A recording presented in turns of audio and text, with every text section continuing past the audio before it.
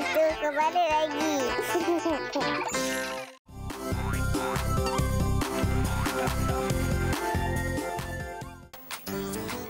kita semua luaskan pemandangan. Lekaslah bersedia untuk mulakan langkah. Kaki kiri ke depan. Terus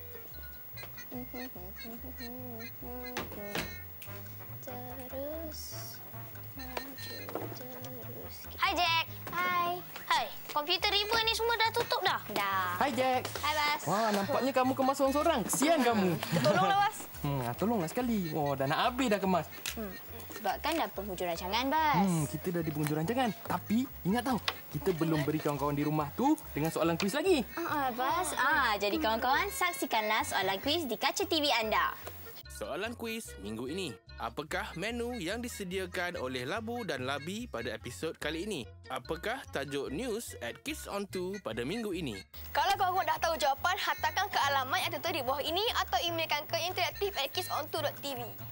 Kawan-kawan yang berjaya menjawab soalan kuis ni dengan tepat dan bertuah akan memenangi hadiah yang menarik berupa... Ting!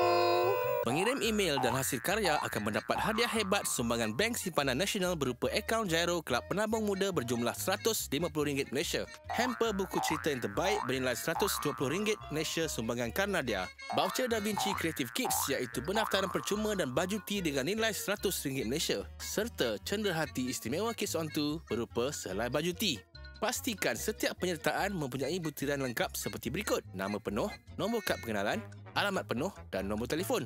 Ke alamat Kids on 2 nombor 31 Jalan DBP Dolomite Business Park 68100 Batu Kes, Selangor Darul Ehsan. Atau emailkan ke interaktif@kidsonto.tv. Tunggu apa lagi? Hantarlah segera. Pemenang kuis minggu ini ialah Nur Hidayah binti Yusof dari Taman Batu Muda, Batu Kes, Selangor. Dan kawan-kawan, jangan lupa kita akan berinteraksi dalam Facebook bila-bila masa dan di mana juga. Semuanya dah selesai dan kita boleh kembali ke rumah sekarang. Ni ada lagi sikit. Tapi Abang nak pesan sesuatu ni. Kawan-kawan, besok dah mula dah. Cuti sekolah dah habis, jadi kawan-kawan semua akan kembali bersekolah kan? Abang harap semuanya bersemangat untuk kembali ke sekolah tau. Jadi kawan-kawan, selamat kembali ke sekolah. Jumpa lagi. Tata. Tata.